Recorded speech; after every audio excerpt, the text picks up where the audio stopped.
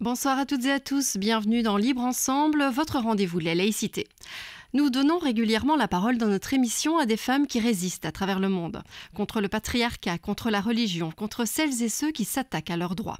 Aujourd'hui, ce sont d'autres vraies résistantes, d'autres battantes que nous allons mettre à l'honneur. Leur ennemi, un crabe puissant que l'on nomme cancer du sein. Libre Ensemble, Vinciane Colson, Jacques Nizat. Le cancer touche évidemment et malheureusement tout le monde, hommes, femmes, enfants, seniors. Mais aujourd'hui, alors que s'ouvre Octobre Rose, un mois de sensibilisation contre le cancer du sein, nous avons voulu donner la parole à des femmes qui l'ont vécu et qui nous expliquent comment ça a tout chamboulé, tout remis en question et comment elles se sont reconstruites. Alors j'ai le plaisir d'accueillir en studio tout d'abord Amélie Boulnois et Claire Baillet. Bonjour à toutes les deux. Bonjour. Alors vous avez toutes les deux traversé un cancer du sein. Vous êtes aujourd'hui en rémission et chacune à votre façon, cette épreuve vous a transformé. Vous allez nous en parler dans un instant. Et à vos côtés, Laura Polastro. Bonsoir. Bonsoir. Vous êtes médecin oncologue à l'Institut Bordet à Bruxelles, qui fait partie du réseau HUB. Vous êtes notamment à l'initiative du projet Restart, qui offre aux patients atteints d'un cancer du sein en rémission un suivi multidisciplinaire et personnalisé. Alors, avant d'en parler, docteur Polastro, est-ce que vous pourriez nous donner quelques chiffres sur le cancer du sein aujourd'hui ?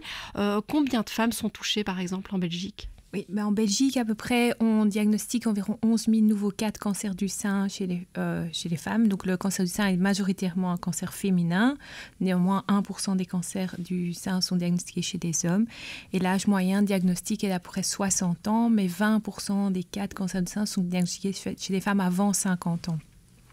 Donc, ça représente environ, malheureusement, une femme sur 8 dans les pays occidentaux se verra dans sa vie diagnostiquer un cancer du sein. Ce qui est quand même énorme. Hein. Oui. Alors, on voit qu'il y a beaucoup de cas.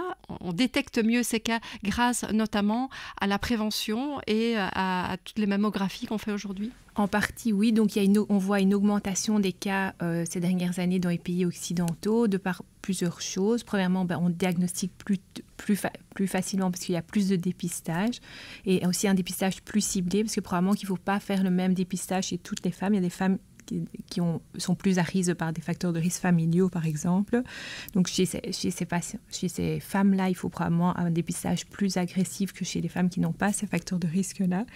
Également, il y a une augmentation des cas parce qu'il y a un vieillissement de la population et plus on est âgé, plus le risque augmente.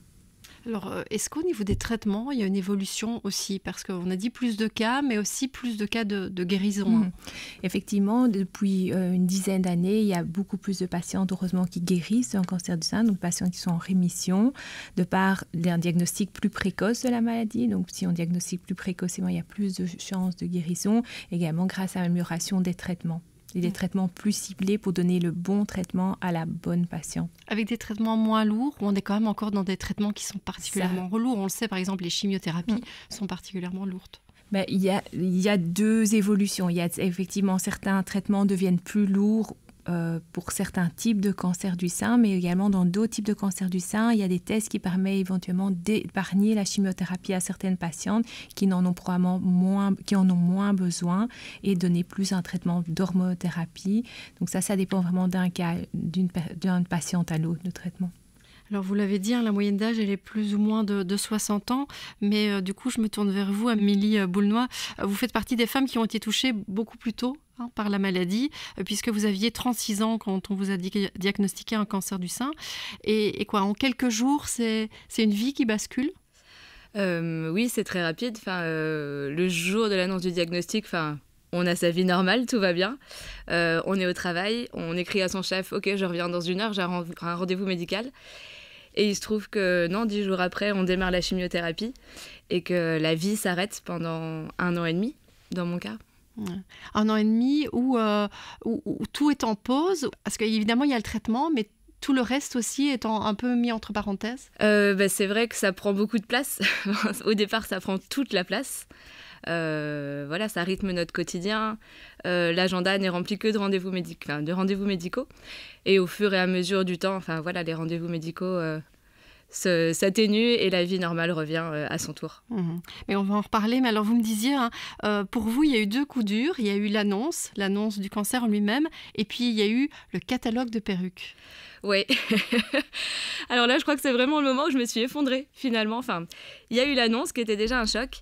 Et je crois que vraiment, le jour où j'ai vraiment pleuré, c'est quand on m'a remis un catalogue de perruques. Et c'est vrai que l'âge des dames dans le catalogue me correspondait pas du tout. Enfin, ça a été une claque, vraiment. L'annonce du cancer en était une, et la représentation physique de ce qu'était le cancer m'en a mis une deuxième. Ouais, il y avait que des personnes plus âgées que vous. Vous ne vous reconnaissiez pas du tout dans ce type de profil. Moi, patiente de 36 ans, j'étais pas dans le catalogue, quoi. Enfin, j'étais complètement en décalage avec ce que je voyais et la communication qui m'était remise, en fait. Oui. Et du coup, Claire Baillet, vous aussi, vous avez été touchée par un cancer du sein 2021. 2021, oui. Et vous me disiez, oui, c'est vrai que y a l'annonce du cancer, et puis il y a toute la question de l'estime de soi, des images qu'on nous renvoie aussi du cancer et des personnes atteintes du cancer. Oui, absolument. Et en fait, pour rebondir sur ce que Amélie disait, et d'ailleurs j'ai pensé beaucoup à elle lorsque j'ai développé cette marque de maillot de bain, c'est effectivement, vous êtes soigné lorsque vous êtes atteint d'un cancer, on vous soigne médicalement et on vous soigne très bien. Mais ensuite, c'est effectivement tout l'après et la représentation de soi.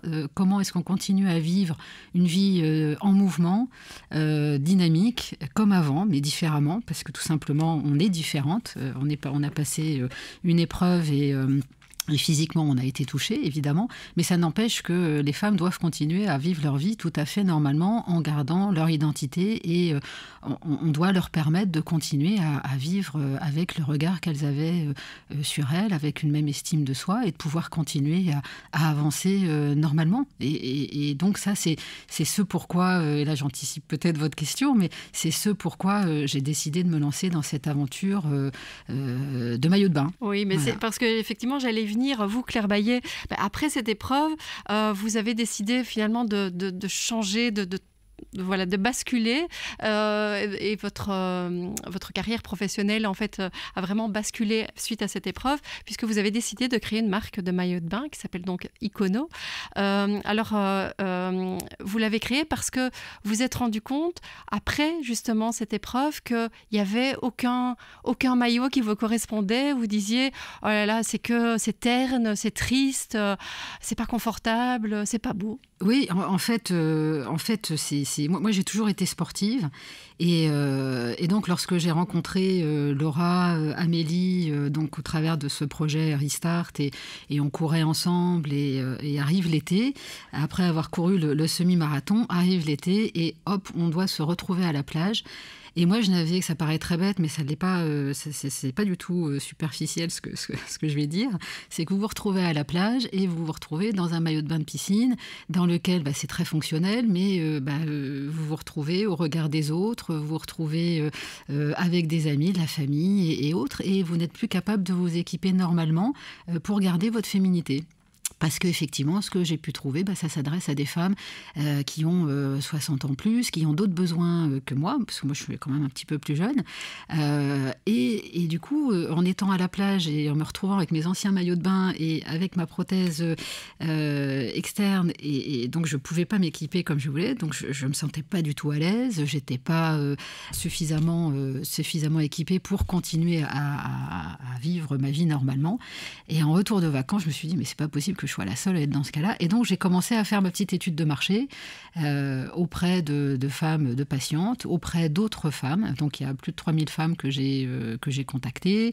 Une partie m'ont répondu. Et à chaque fois, le constat revenait, manque de féminité, manque de couleur, manque de produits qui permettent justement de garder sa féminité et de continuer à vivre sa vie normalement. Mmh. Et donc, de là est venu ce projet. Et donc, les mots d'Amélie ont tout à fait résonné en me disant, mais absolument, c'est pas possible qu'en 2023, on n'ait pas des produits qui soient adéquats pour des femmes, notamment qui seront plus jeunes, et qui permettent justement aux femmes de rester en confiance, et quelque part le bien-être passe aussi par là, c'est être capable de se retrouver dans une identification qui soit post-cancer comme elle pouvait l'être avant. Docteur Polastro, on le voit à travers les témoignages d'Amélie et de Claire que en fait les difficultés elles ne s'arrêtent pas nécessairement avec la guérison, avec la rémission. Alors évidemment il y a le parcours de soins qui est compliqué, qui est dur, mais en fait c'est compliqué après aussi. Effectivement. effectivement, le après est souvent, même parfois, plus compliqué que le pendant, la chimiothérapie, etc. Les patients, là, souvent, et l'entourage aussi, mettent toute son énergie à supporter cette période très difficile. Et après, malheureusement, souvent, il y a un vide. Les patients décrivent un vide et se sentent parfois un peu abandonnés par l'hôpital, où là, ils étaient suivis toutes les semaines, toutes les 3 semaines pour leur chimiothérapie ou autre. Et après, on espère toujours que les patients et leur entourage pensent souvent que tout va revenir un peu comme avant, mais ce n'est pas toujours le cas. Il y a quand même des effets secondaires qui persistent, la fatigue importante, l'image de soi comme elles l'ont toutes les deux décrite, difficulté pour le retour au travail, etc. Et souvent, l'entourage aussi attend, on t'a beaucoup aidé pendant le traitement, après, il faut reprendre. Mais on n'est plus la même personne et il y a toujours les difficultés qui restent, malheureusement. Donc, c'est pour ça qu'on a mis en place notamment le programme adapté. Mais du coup, en quoi ça consiste, ce programme ? Mais donc, le programme est né de cette constatation que le après, quand même, est difficile aussi. Et il y a plus de 30% des patients qui n'arrivent pas, pour différentes raisons, à revenir au travail, donc avec toutes les conséquences sociales et économiques que ça représente notamment. Donc on a essayé de mettre en place un programme pour répondre à cette période de la transition qui est souvent difficile entre les traitements aigus et le après. Et donc les patientes sont vues par une infirmière spécialisée en ce qu'on appelle en survivorship, en soins post-cancer, pour essayer d'évaluer avec elles leurs difficultés et voir quels sont les points sur lesquels on pourrait agir. Par exemple, on essaye de détecter des difficultés psychologiques. Souvent les patientes prennent du poids pendant leur traitement, des difficultés sexuelles notamment, etc. Et on établit un plan de soins pour essayer de les aider au mieux. Oui. Amélie Boulnois, vous avez suivi ce programme Restart. Alors, vous, quelles étaient vos difficultés et vos attentes, du coup, par rapport à ce programme ? Qu'est-ce que vous attendiez ? Déjà, oui, je dois dire qu'effectivement, quand on a fini les traitements, en effet, il y a vraiment un trou d'air. Il y a un trou d'air parce qu'on est chouchouté pendant les chimios. C'est très bizarre de dire ça, mais en tout cas, on est sur le devant de la scène, on s'occupe de nous. Et c'est vrai qu'une fois qu'on sort de ça, il n'y a plus rien.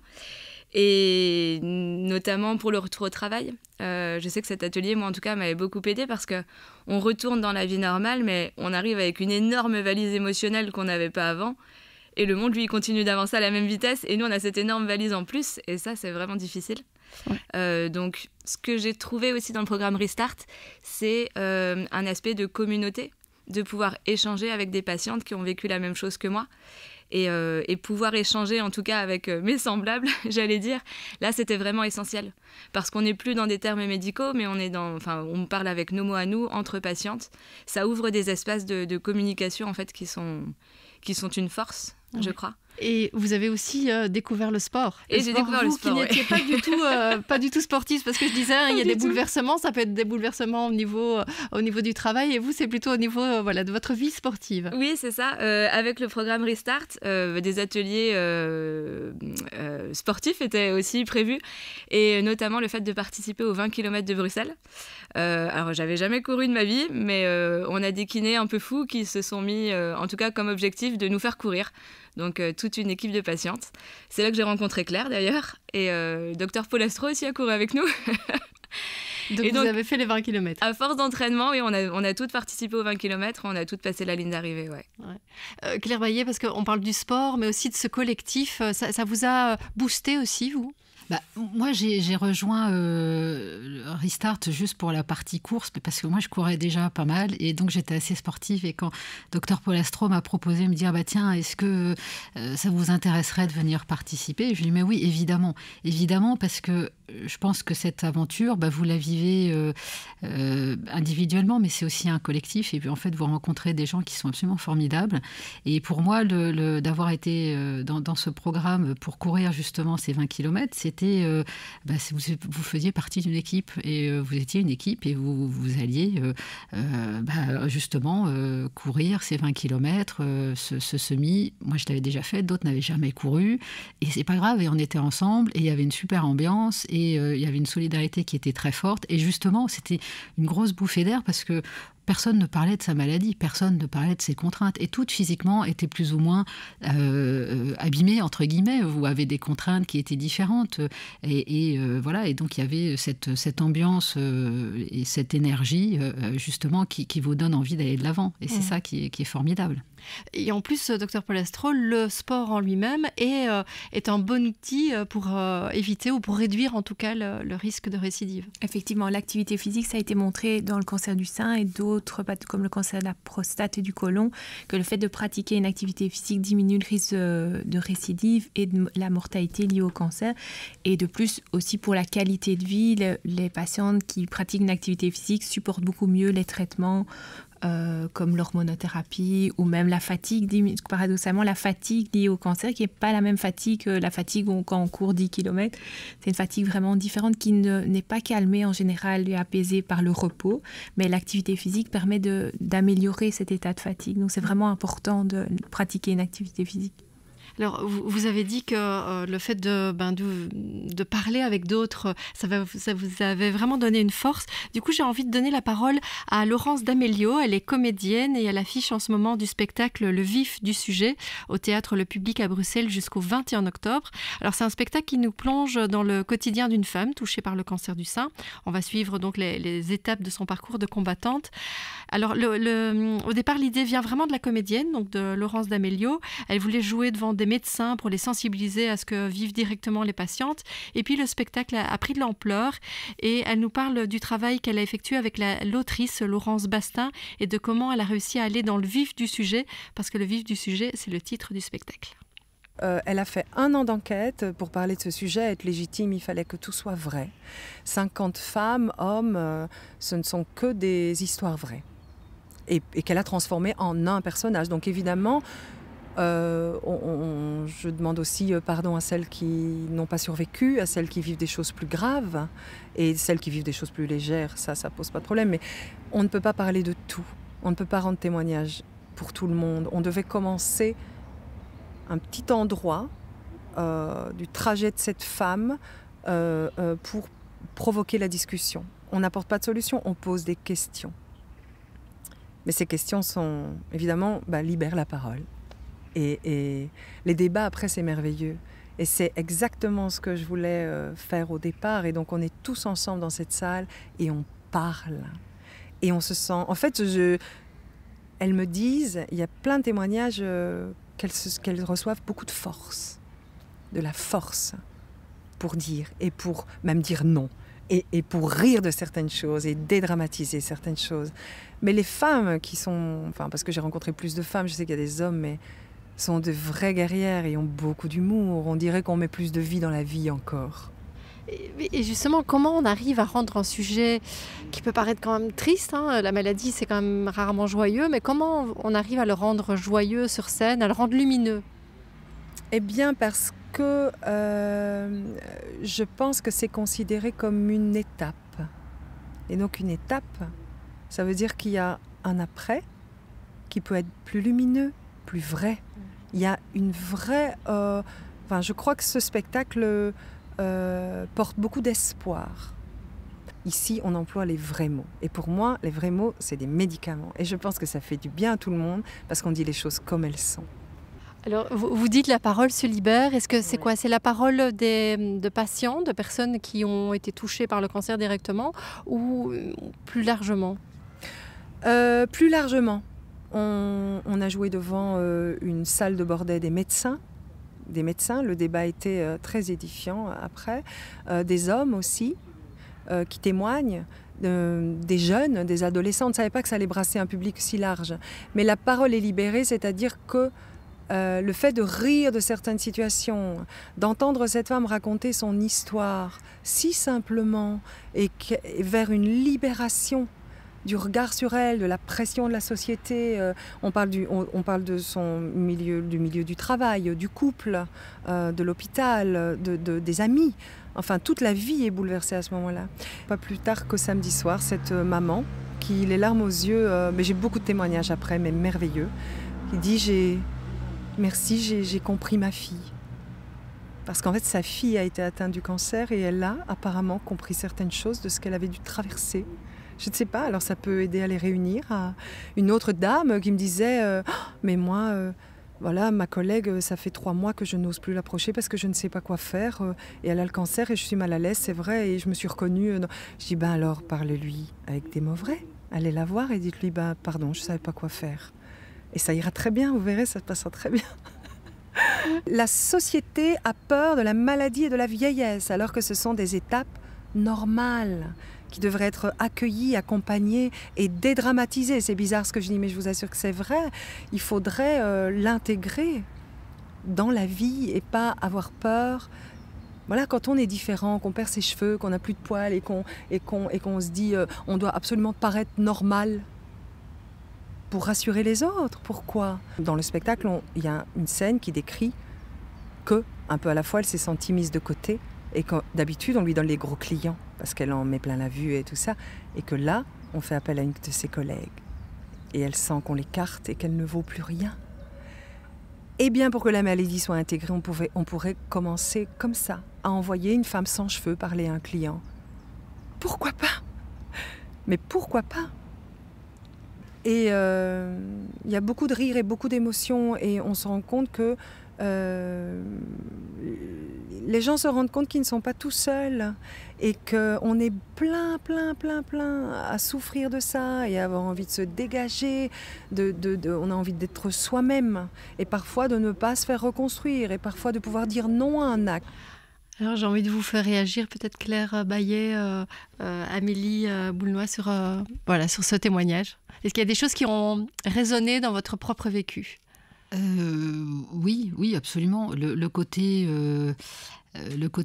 vivre des choses différemment après un cancer, c'est évidemment, en tout cas, quelque chose que moi j'ai vécu et que j'ai ressenti de manière très forte parce que comme je le disais précédemment, c'est un passage que vous vivez, mais pour moi c'est comme si on était sur une route et on a fait un petit écart et la vie continue après. Et la vie continue après différemment et on doit continuer à vivre avec sa féminité, avec le regard des autres, professionnellement. On doit continuer à vivre sa vie pleinement comme on le souhaite.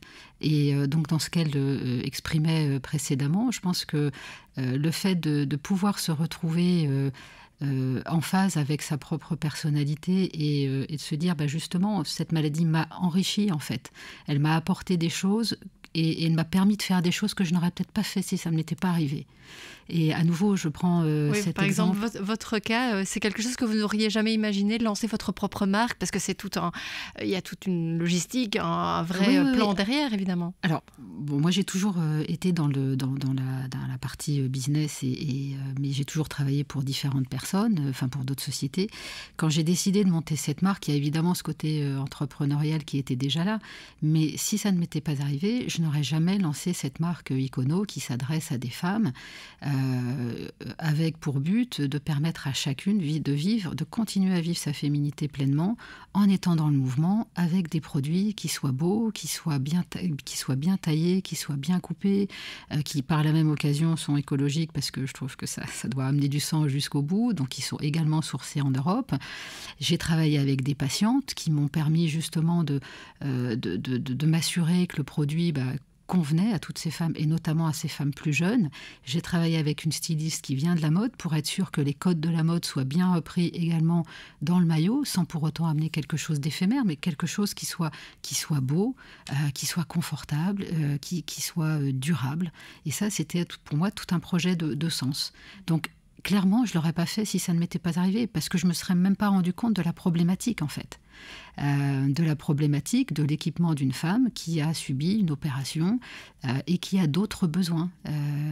Et on a, je pense, c'est ce que disait Amélie sur les codes de communication que l'on donne à des femmes, où on a une projection de soi au travers d'outils de communication qui vous ressemblent absolument pas et vous dites mais non, c'est pas ça ma vie après, je m'identifie pas du tout à ça et ça pour le moral c'est hyper important d'être capable de pouvoir trouver des choses que l'on va choisir par choix et pas par compromis.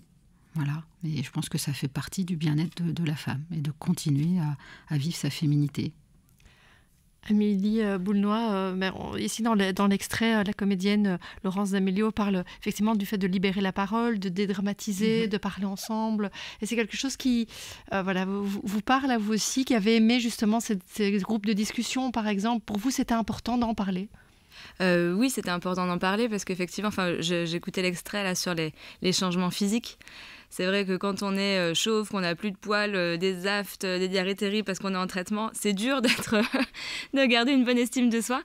Et l'ego en prend un sacré coup aussi. L'ego prend une claque, parce qu'on se voit dans la glace et on voit bien qu'on ressemble plus du tout à la personne qu'on était quelques mois avant.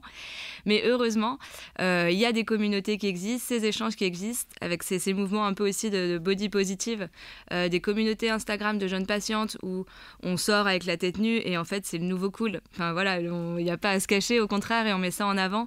Et il y a des marques, heureusement, ou comme le travail de Claire qui permet de mettre en avant ça et d'avoir quelque chose de coloré, d'être dans le mouvement, d'être fier en tout cas de sa différence et d'en faire une force finalement et de ne plus le cacher. Et oui, moi j'espère qu'il y aura plein de dames avec la tête chauve qui iront négocier plus tard, ça serait vraiment bien. Ça serait vraiment en tout accepter cette différence. Docteur Polastro, est-ce que vous avez vu justement, vous, avec vos patientes, une évolution? Est-ce qu'il y a plus d'acceptation aujourd'hui, justement, des femmes qui se disent j'ai pas besoin de mettre la perruque, j'ai pas besoin de mettre un chapeau, en fait je m'accepte? Ou est-ce que ça reste quand même très compliqué? Ça dépend vraiment d'une patiente à l'autre et d'un groupe de patientes à l'autre, d'une culture à l'autre aussi. Pour certaines patientes, c'est vrai que les patientes plus jeunes sans doute mettent moins de perruques parce que et acceptent plus d'être le crâne chauve comme certaines stars de la télé. Elles sont très belles en fait. Oui.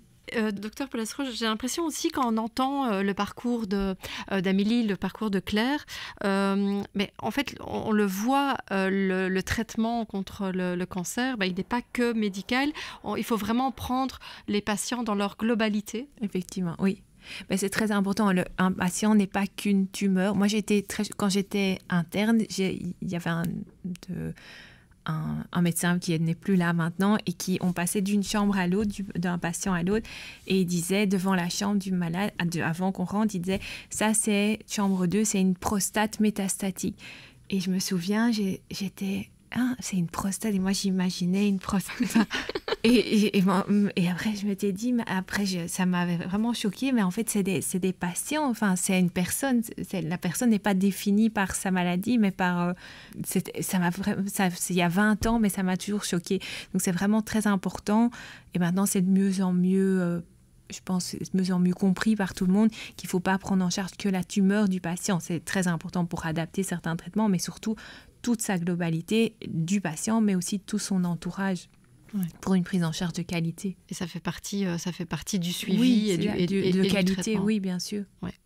Et moi, je voudrais juste réagir sur justement l'approche globale de la personne, parce que je pense qu'effectivement, dans la partie soins, de traitement de la maladie, le côté alimentation, le côté sport, le côté bien-être, en fait, est extrêmement important pour la personne. Et parfois même, on va se sentir bien par... ça peut être de la sophrologie, ça peut être une alimentation qui va être révisitée parce qu'on sait qu'il y a des aliments qui sont plus ou moins inflammatoires. Et après, c'est la personne aussi qui va qui va influencer sur la reprise en forme, ou en tout cas de se ressentir bien et de continuer à vivre sa vie. C'est pas juste avec un traitement hormonothérapie ou avec de la chimio ou avec je ne sais quoi. C'est aussi être capable de recréer un écosystème qui permet de faire en sorte que la personne se sente bien. Et donc, ce côté bien-être est justement très holistique de la personne. Moi, j'y crois pleinement. Et d'ailleurs, je l'ai mis en pratique dans mon quotidien. Oui. Et vous, Amélie, on pourrait dire que le sport aussi, par exemple, fait partie de cet élément de bien-être quotidien. Oui, je voudrais rajouter qu'en effet, les traitements soignent, mais des programmes comme le programme Restart permettent de reconstruire. Donc, pour moi, ils ont la même importance finalement que les médicaments. Merci vraiment beaucoup à toutes les trois. Donc, je rappelle ce programme, un Restart pour les patients, patientes principalement atteintes d'un cancer du sein, qui sont soignées à l'Institut Bordet. Évidemment, Claire Baillet, on va donner le site de vos maillots pour toutes les femmes qui nous écoutent et qui seraient intéressées. Ouais. Donc, alors, le site internet, c'est Icono avec un K, c'est IKON-O.com. Et la page Instagram, c'est Move with Ikono. Ikono, d'ailleurs, juste pour l'anecdote, ça vient de l'icône et de l'art japonais du kintsugi qui consiste à sublimer des objets qui ont été abîmés par un liseré d'or. Alors ici, c'est une symbolique. Mais c'est un nom qui a tout son sens. Voilà, donc c'est l'association des deux. Et je rappelle aussi que le spectacle Le Vif du Sujet se joue au Théâtre Le Public à Bruxelles jusqu'au 21 octobre. On vous le conseille vivement. Merci beaucoup à toutes les trois. Merci. Merci à vous de nous avoir suivis et une belle soirée à tous.